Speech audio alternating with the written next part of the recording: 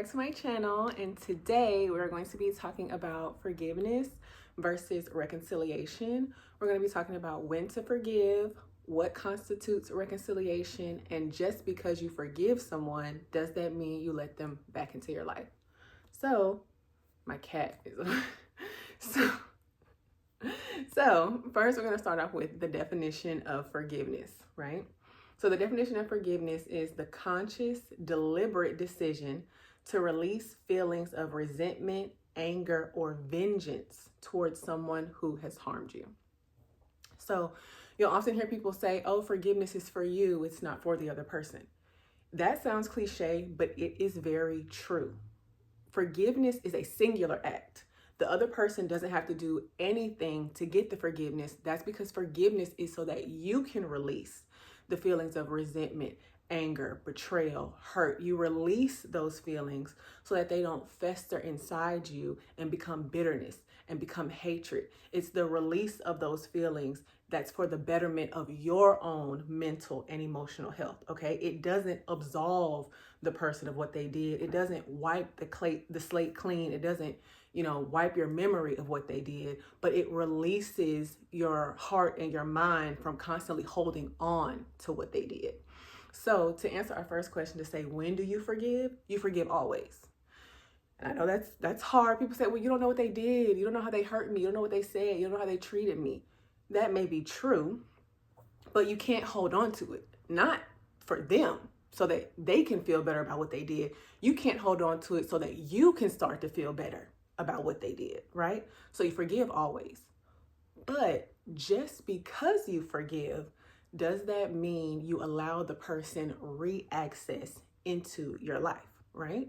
So we just learned that forgiveness is singular. The other person doesn't have to do anything. They don't have to apologize. They don't have to offer you closure. They don't have to show you changed behavior. That's because the forgiveness is for your own mental and emotional health, not for their ego. Not so that they can feel better about what they did, not so that they can feel absolved of their wrongdoings. It is for you, right?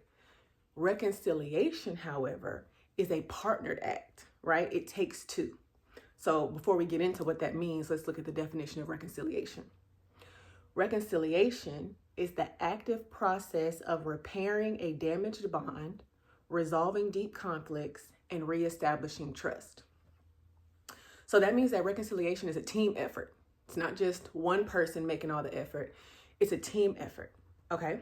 So it means that it takes active effort on both sides to rebuild what has been damaged.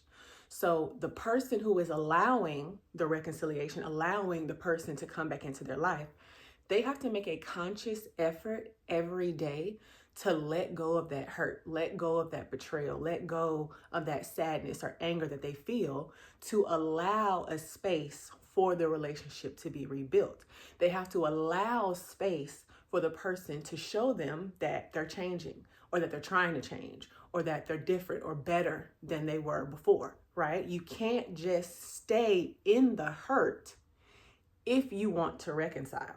And once again, you may say, well, but you don't know what they did. You don't know how they treated me. They lied, they cheated, they backdoored me. They stole from me.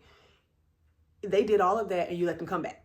So that means that regardless of the negative action, you feel something positive for the person that in your mind is bigger than the negative action that they did towards you. And because of that, you have to make an effort every day to move past that hurt, that anger, that sadness, and allow the person a chance to show you that they are worthy of the second chance. However, the person who committed the grievance, the person who lied, who cheated, who betrayed, who stole, they as well have to make a conscious effort every day to realize, I'm the one that damaged the situation.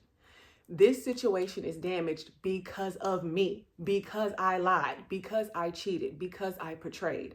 They have to own it and make an active effort every day to be better, to be different, to do more than what they were doing before, to show the person that's letting them back into their lives that they are worthy of this chance. You can't just, once you've been given the forgiveness and the re-access, think, oh, well, they let me back in, so I don't have to do anything.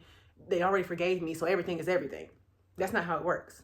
Forgiveness is singular. Someone can offer you forgiveness, but reconciliation is partnered. It's going to take a continuous, active effort on both parties to rebuild what has been lost, right? So, when do we forgive? Always. Because forgiveness is for your own soul, not the other person's ego. It is not to release them of their behavior, it's to release you of their behavior. But when do you reconcile? You only reconcile when both parties, so it's not just the wrongdoer. A lot of people think, oh, it's the wrongdoer that has to put in all of the effort. They should be putting in a great deal of the effort because they are the wrongdoer, but the person who was wronged also has to put in effort as well. They have to, make a conscious effort to not always bring up the hurt. They have to make a conscious effort to actually allow the person to show them that they are trying to change.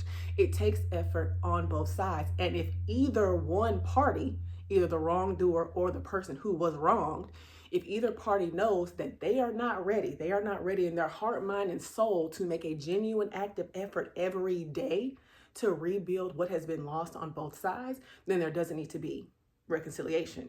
You just need to forgive for what has happened, and then everyone needs to go their separate ways. Because it makes no sense to say you forgive the person, let them come back in, yet every day we are actively reliving in the pain, reliving in the trauma, reliving in the sadness and the hurt and the betrayal. That's not you reconciling. Because reconciliation means to what? Rebuild. It means to repair. If you just let the person come back, but every day we're talking about what happened, we're bringing up the trauma, we're arguing about what it was, that's not allowing space for the relationship to be repaired, right? So you forgive always, but you only reconcile when you know that in your heart and mind, you are ready to make a genuine effort, you and the other person. So not just you, but you and the other person are ready to make a genuine effort on both sides to rebuild what has been lost, right? So this one's very quick. This one's not a long video. I just thought that was a very interesting topic. But we still have an art piece that goes with this topic. So our art piece for today is from 1991. It is a conceptual piece. And if you don't know what conceptual art is art that focuses on the idea or the philosophical narrative of the piece rather than the piece itself. So it's art that is more about the meaning versus what you're actually seeing. So this piece is titled Perfect Lovers, and it is from an installation from 1991. It's by artist Felix Gonzalez Torres. And the piece, I'll explain it because it's something that, it would have been something you would have had to actually see, but through the explanation, you'll be able to get it. So it's two wall clocks fitted together. And those two wall clocks fitted together represent two people in a relationship. It could be a friendship, a sibling relationship, a friend, but it's two people who share some kind of intimate connective bond, right? And initially, the clocks are both set to the exact same time so that as they go around, they are constantly on the same time length. Well, at a certain point, one of the clocks will begin to slow down. And it will not be on the same time as the other clock. It'll start to slow down so much until it eventually stops while the other clock is still going. At that point, the artist has to physically take the clock off the wall, change the batteries, reset the time, and then remantle it to reset it to where both clocks are now once again operating on the same wavelength. That is how forgiveness and reconciliation works.